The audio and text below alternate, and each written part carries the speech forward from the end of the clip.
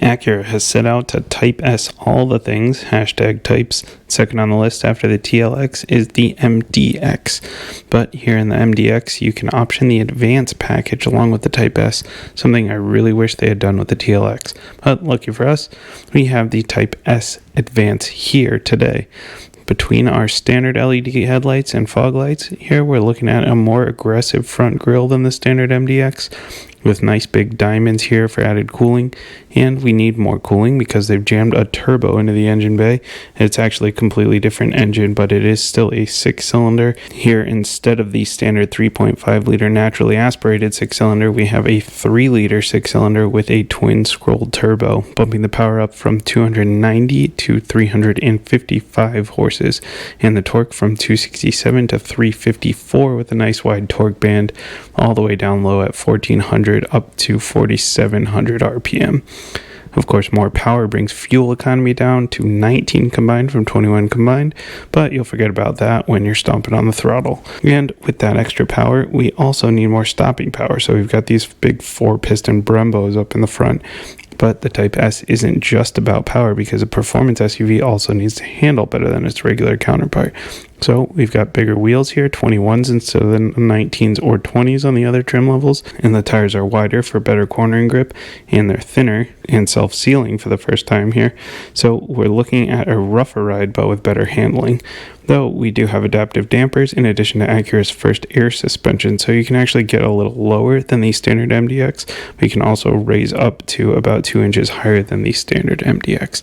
Between the LEDs here in the back and above the Type S exclusive quad exhaust, we have a power lift gate, and because of the Advance package, it's also hands-free, so you can just kick down under here.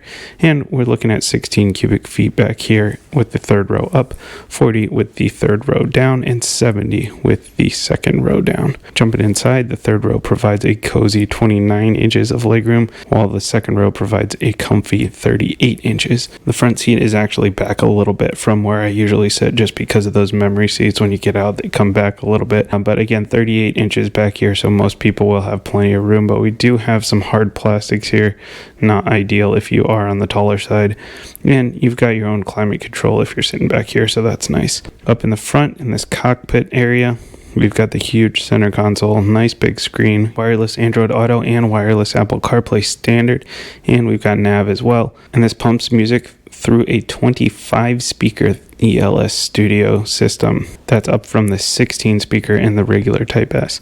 And we do still have a touchpad here for some reason to control this, which I really wish they would get away from. Cage cluster over here, nice and big, all digital, so you got plenty of customization here. And because of that Advanced package, we also have a heads-up display. Hard buttons for the climate control, including our standard heated seats, and because of that Advanced package, we also have ventilated seats. And when you combine the Type S with that Advanced package, you also get massaging seats for the first time ever in an Acura, but that is only available up here, not even in the regular Advanced package. It only is in the Type S Advance. Okay, so it's got a Type S badge. We got to see how it drives, right? It's a performance SUV, which is still weird to me. Big 3-row SUV, performance oriented, but everybody's doing it now. You got the Mercedes is doing it, BMW is doing it, Porsche's been doing it. So we got to, you know, car enthusiast who's also a parent, or maybe you like the ride height, whatever. Go on long road trips, you got lots of stuff, dogs, whatever you got to get into the back there. So how does it drive? Well, it's weird. Well, I'll tell you, in normal mode, it feels a little sluggish. Maybe it's just because I'm used to something smaller like my GTI, but you know, I'd keep it in sport mode. Then again, you're gonna lose some fuel economy, but you're gonna feel a lot better when you're stomping on the gas. But because this is the Type S, we've got the Sport Plus mode as well. And that's where things open up a little bit. You can tell the shift points are different. It's trying to get you as much power as possible. We've even got a G meter here and boost, which is still super weird in a big SUV, but we're going with it. That'll really leave you in gear for a long time in Sport Plus. That's wonderful. You can even change them yourself though. Nice quick downshifts. Acura says that the downshifts and the upshifts are faster than they are in the regular MDX. I believe it. And the paddle shifters actually shift really nice and quick.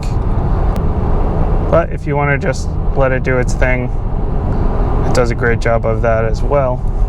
Okay, so it's decent in a straight line. That's good. In Sport Plus, at least. In normal mode, I wouldn't put it in normal mode. Maybe in the daycare drop-off. But how does it handle? They've tuned the steering here a little bit, so it gives you a heavier feel, a little bit of a sportier feel than the regular MDX as well. And actually, it responds really, really nicely. It does have that super handling all-wheel drive, and this one has the torque vectoring because it's the Type S. It's surprisingly nimble for a big guy. Obviously, there's body roll. I mean, we're high up. We're in a big old SUV. But it's really not quite as bad as what you'd expect. It does on a Yui.